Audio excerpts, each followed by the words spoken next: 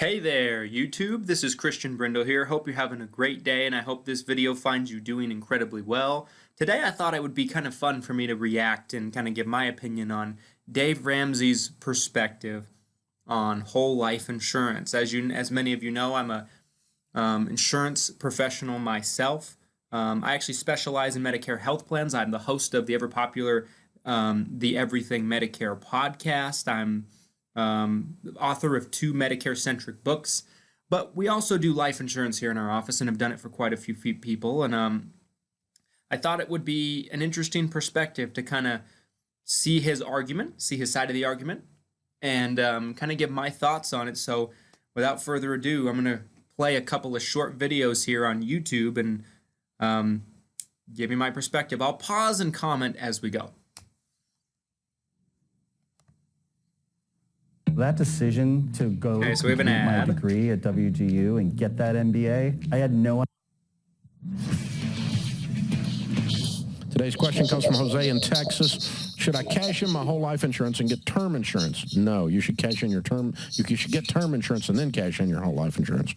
We have approximately $30,000 in cash value. I'm sorry. We're both 64 years of age. The agent is suggesting a paid-up policy. What is your suggestion? Well, the agent is a whole life agent. Probably accurate. And so, you don't let the fox in the hen house and give you advice on this.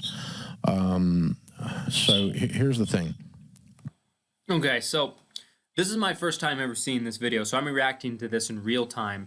It's clear to me that Dave has a negative connotation of insurance agents, which is unfortunate, because anytime you start off a conversation with referring to the individual in question as a fox, that's kind of like, saying they're a predator or whatever the case might be. Are there insurance agents out there that kind of fit that description? Yes, absolutely. But there's a lot of fantastic, honest, full of integrity insurance brokers out there. Dave probably just had a bad experience and kind of thought that stereotype transfers over to all insurance professionals in the world. But let's continue. You have a savings element to a cash value policy called cash value, $30,000. You have an insurance element, which is the life insurance that's paid if you die. The great ripoff of cash value life insurance is that you will never get both, and you have paid for both. Freeze. Okay. It's an interesting argument that he makes there. And I suppose that you could say that the argument is valid, I suppose. I mean, he didn't say anything that's untrue, but his argument is a little puzzling to me, okay? Dave says that with whole life insurance, you end up paying more for the plan than you would benefit if you kept it over a long period of time. And for some people, that's the case. But he does also begin the video with saying that you want to purchase a term life insurance policy, which is equally confusing to me. Now, I am an insurance broker that does both, okay? But if we explore term life insurance, for example, let's say someone has a 15-year term. They're going to have an incredibly higher amount of term insurance. For those of you who don't know, there's 2 different types of life insurance, simply put, in most cases. Most types of life insurance are going to be either whole life or term life, okay? This video is about Dave Ramsey talking about whole life, which basically is typically a burial policy, right? $40,000 and under, maybe $35,000 or under, depending on the insurance company. And the whole thing about them is the idea is the prices never go up and the benefits never go down, and like he mentioned, you build cash value. With a term policy, you're probably typically looking at $100,000 in benefits and up. So it's a tremendously higher amount of benefits, and the premium is probably just a tad bit higher than whole life. So from that perspective, the term policy is a better investment. But the thing about the term policy is the reason why they call them term life insurance policies is because they cover a specific term of time, a specific time period. So let's use my example of 15 years. Well, what happens after you get to the end of that 15 years? You paid the premium the whole time, and you have two options. You can either drop the term in most cases and you're done, or if you decide to keep it, if you elect to keep it, usually the premium goes up 10 times what you were paying before. So let's say if you're paying $100 a month in premium, the premium goes from $100 to possibly, let's say, $1,000 a month. It's just an outrageous premium to the point where it defeats the purpose of even having it. And with some companies, it will continue to go up every year you decide to keep it. So most individuals look at canceling it anyway because of that premium increase. And if you basically survive the term, that 15-year term, which, a lot of people that get them are probably in their 40s, 50s, 60s, something like that. So the chance of them surviving is actually probably pretty great. They just paid that premium over that term of time, that 15 years of time. And guess what, Dave? They got nothing out of it either. In that case, they didn't get anything out of it. No death benefit at all. Whereas with whole life, it's just a strange argument to make to get a term policy and not a whole life policy, I suppose, because either way you could flip the argument to say that there's a chance that you won't benefit at all from having it. It's insurance. It's protection. It's protection just in case something happens unexpectedly. No different than car insurance. You probably are not going to have your car insurance pay out more than you pay for it, obviously. You're not going to have your homeowner's insurance pay out more than you pay for it, obviously. So it's a strange argument. Why does life insurance all of a sudden have to pay out more than you're going to pay for it if you end up not using it? Let's continue. You paid extra for savings, and you have life insurance. If you die, they're going to pay the life insurance, and they keep your savings. If you cash out the savings, they're going to cancel your life insurance. Now, what is paid-up insurance? Prepaid and overpaid. That's what paid-up insurance is. You can pay. By the way, I totally agree with that. What he means by prepaid insurance is insurance where you pay a portion of premium. You probably will pay a higher premium amount. And they say, if you pay this higher premium amount for 10 years, then you're done and you won't owe us any more premium. But typically, the amount they have you pay that's so much greater that it's just a ripoff. So I completely agree with that. Pay up term life insurance if you want to send them 10 years of premiums in advance. Right. They won't send you another bill for 10 years. It's magical. That's all this is. It's what paid up life insurance is. Because as long as there's a probability you're going to die, which if you're breathing, there's that probability. Right. Then there's a statistical cost to covering your life. And if the cost never goes away until you die. And so the insurance company is going to get their freaking pound of flesh. Count on it. So paid up and overpaid and prepaid is what paid up life insurance is. So here's the thing. If you take $30,000 and you put it into a mutual fund, it made 10%, that'd be $3,000 a year. $3,000 a year would buy you. Most mutual funds aren't going to pay you out 10% interest a year. Dave likes to mention these mutual funds pretty regularly, actually, on his show. Good luck finding them. He doesn't even tell you which ones they are. I haven't seen it. If you have, drop it down in the comment section because I'd love to invest in some of those. I can't find them. I don't know who they are. Go look at a Vanguard mutual fund or, someone like that. Typically don't have that kind of track record to speak of. I'm not sure which mutual fund he's talking about. A term life insurance policy greater than the one you have today if you're healthy and could get the insurance. And they are paying you not $3,000 on your $30,000. They are paying you $300 on your $30,000, about 1%, not 10%. Right, and he's right there. To use life insurance specifically as an investment vehicle I agree with him, it's ridiculous. The purpose of life insurance is having protection in place. It's protection of your life for your loved ones. That's the whole point of life insurance. Does someone that doesn't have a wife, kid, anything like that need life insurance? Absolutely not, I don't think.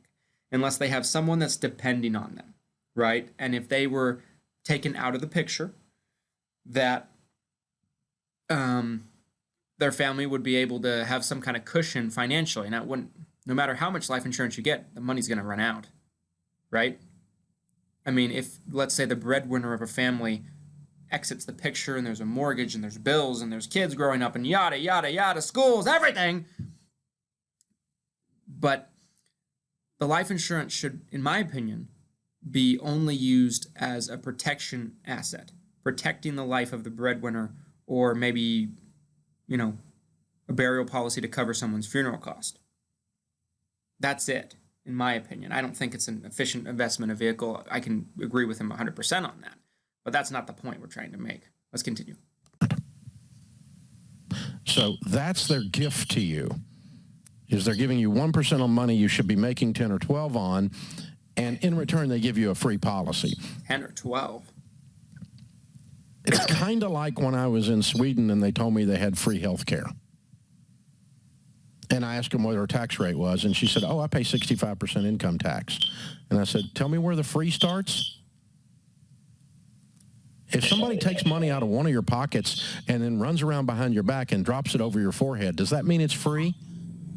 This is stupid, okay? This is how we think, though, okay? So by the way, he's right about Sweden.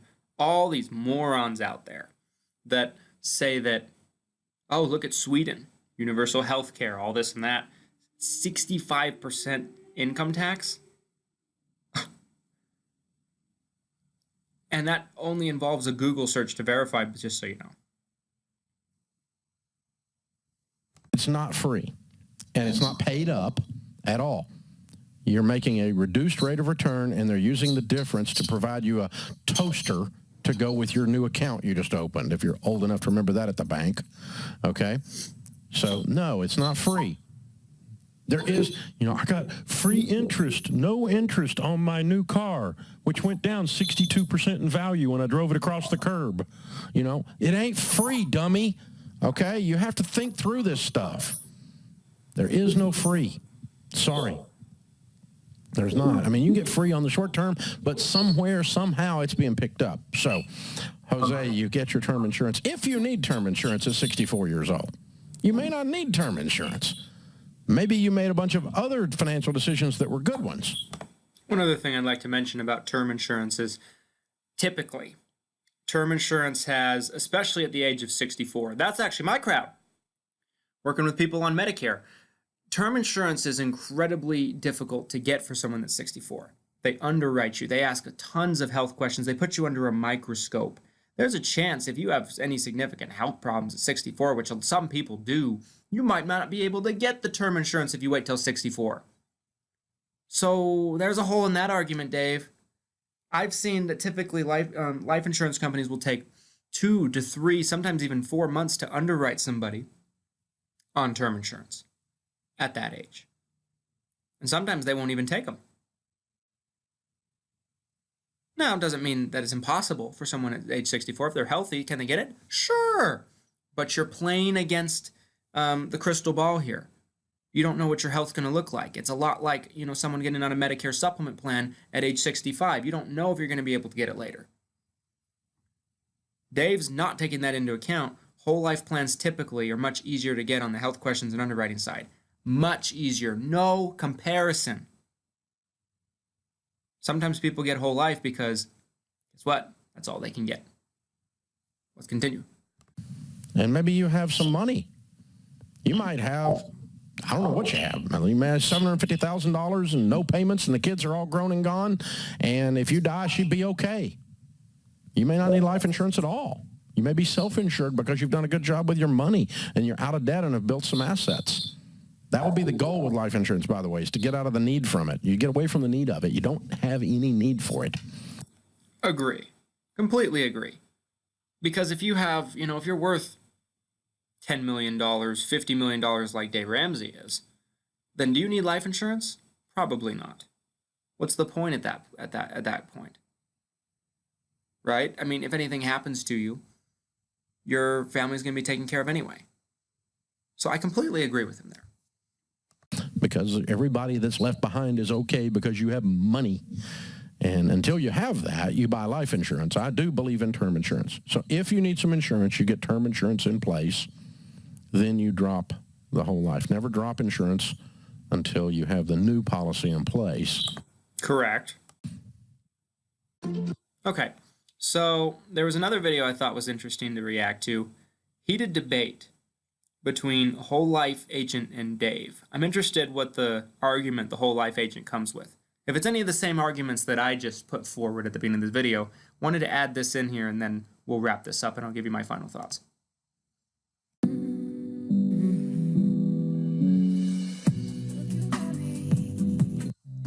Thanks for joining us, America. We're glad you're here. Russ is with us in Salem, Massachusetts. Hey, Russ, welcome to the Dave Ramsey Show. Hello, Dave. How are you? Better than I deserve. How are you? I am good. Dave, I posted some things on your website in regard to insurance philosophies you put online. And Okay, first of all, I'm not very hopeful for this conversation because the guy starts out the conversation with saying, Dave, I posted some things on your website. What? You think he's going to see them, dude? You think Dave Ramsey monitors his own website? It's not going to get to him, broseph. I mean, you're basically like posting it into a black hole at this point. The people that run Dave Ramsey's websites and people like Dave Ramsey, they're called gatekeepers.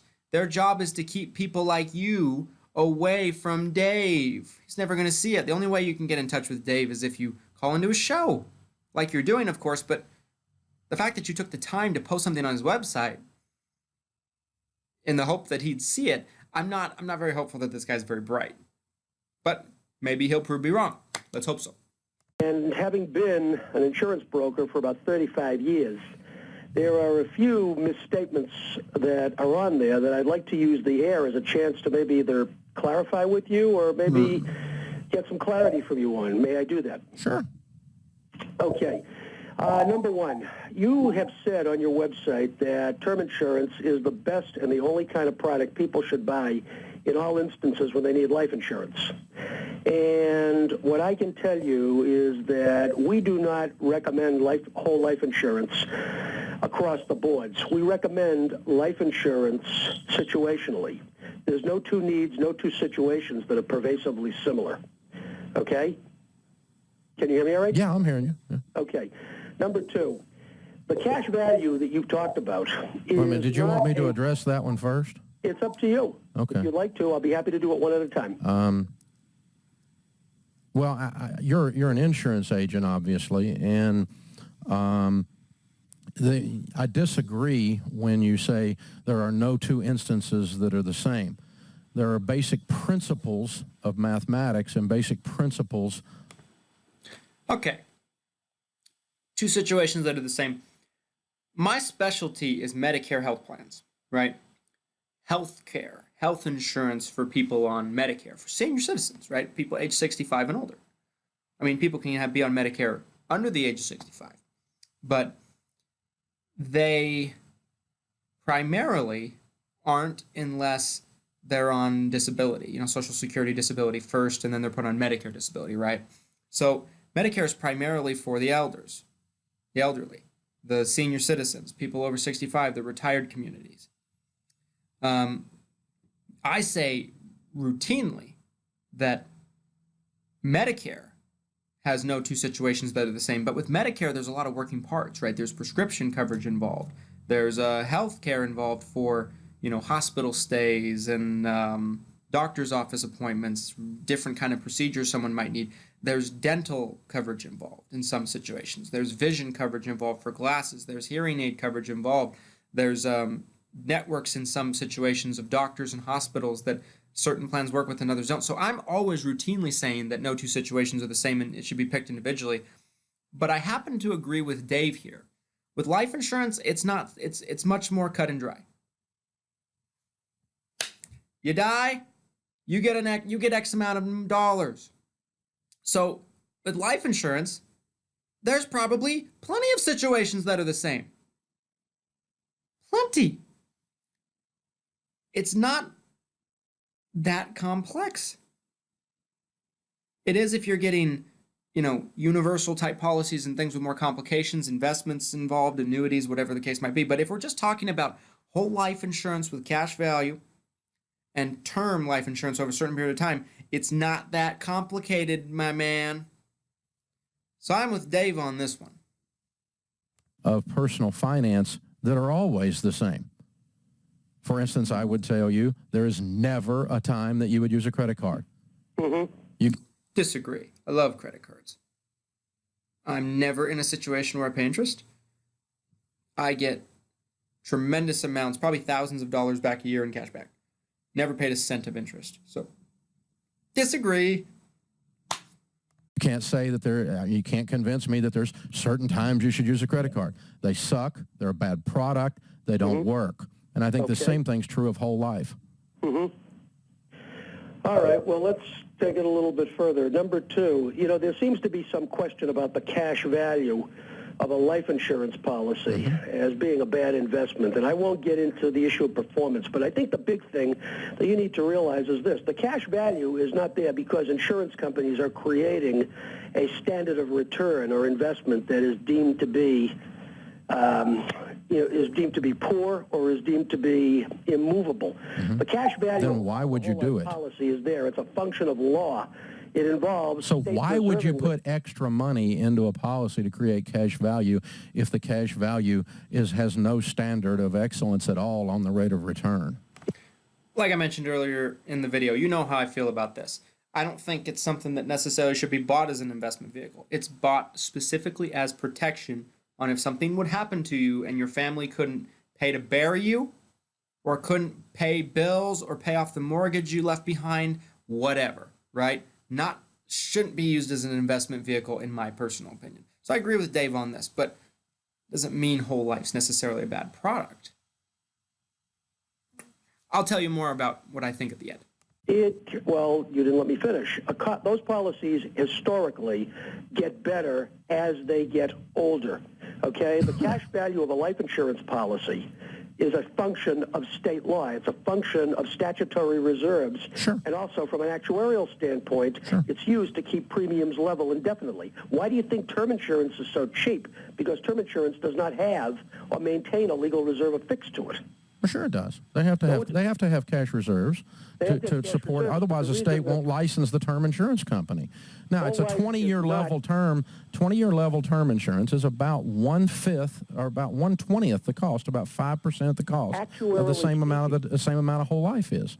You're right, but from an actuarial point of view, whole life is considered to be a product priced indefinitely that does not have. Yeah, but it never stays in place indefinitely. That depends upon the person, and that depends upon the situation.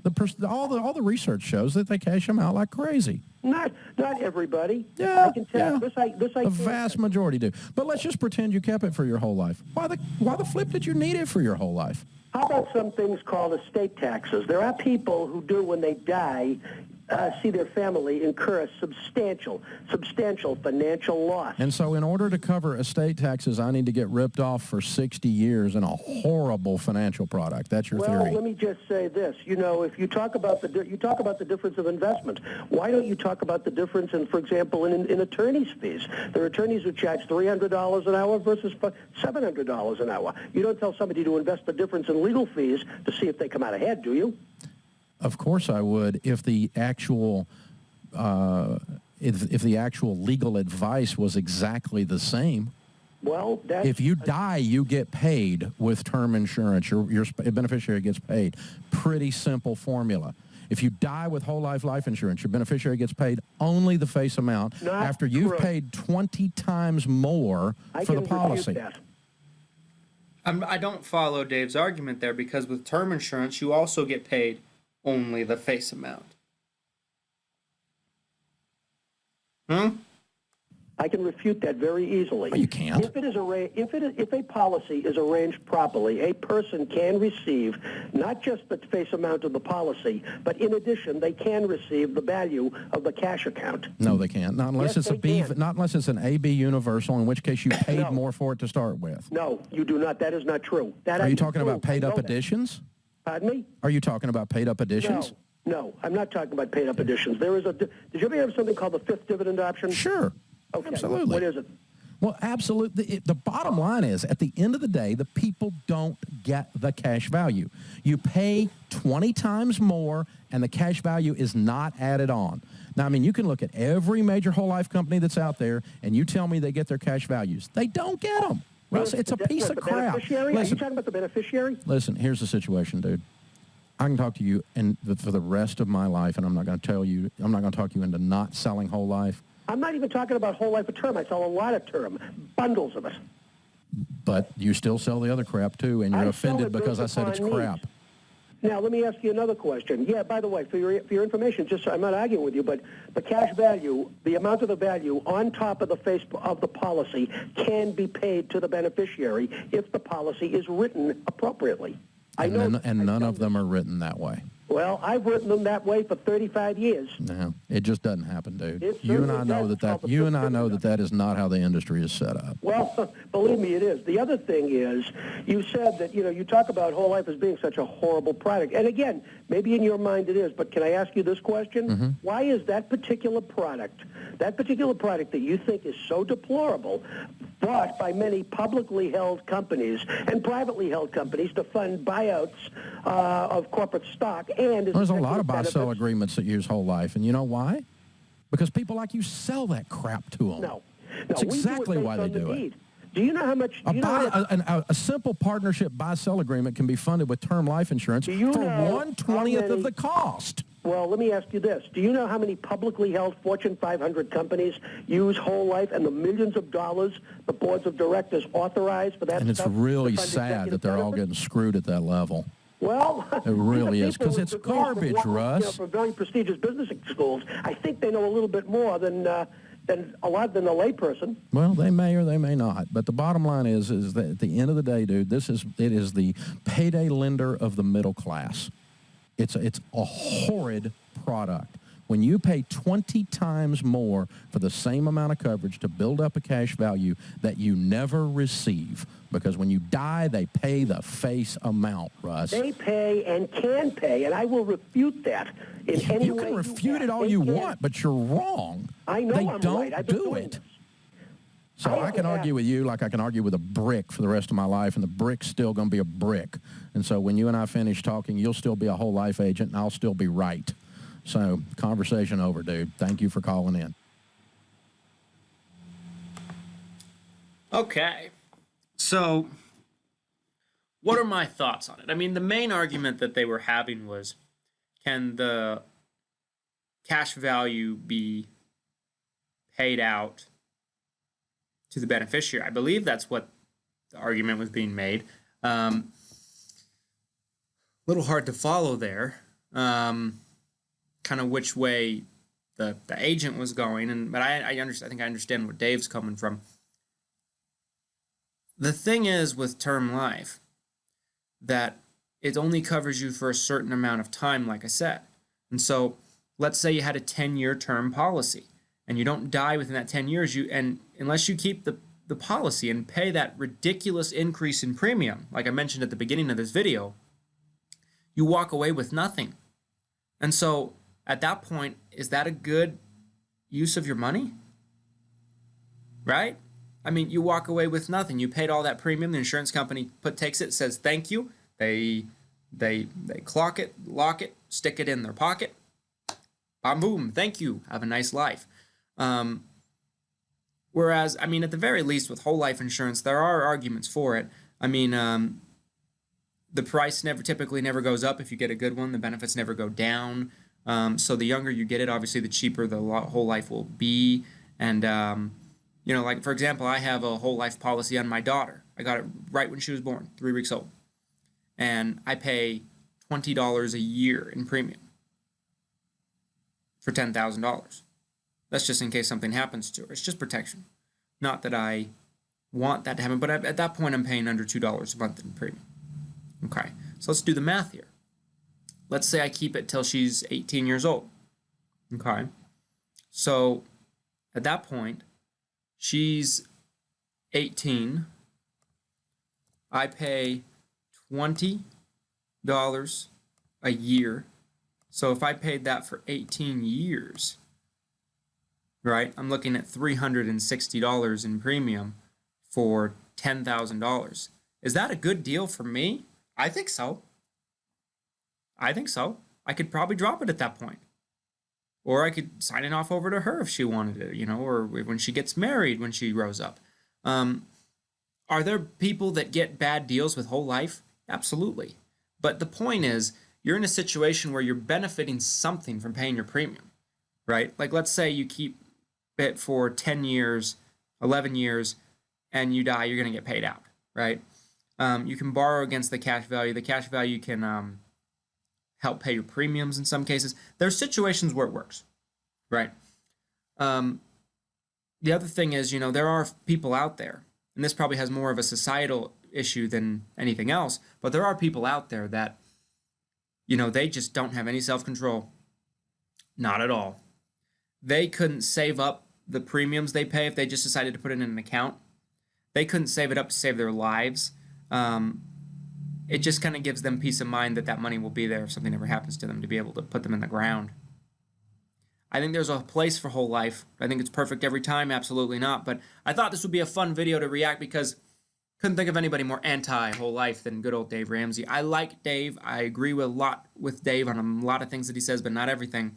And as an insurance professional, experienced insurance advisor, don't let this discourage you from getting life insurance. It's important for you to have, especially if you have people depending on you. And there are situations where whole life can be good. Just got to do it right.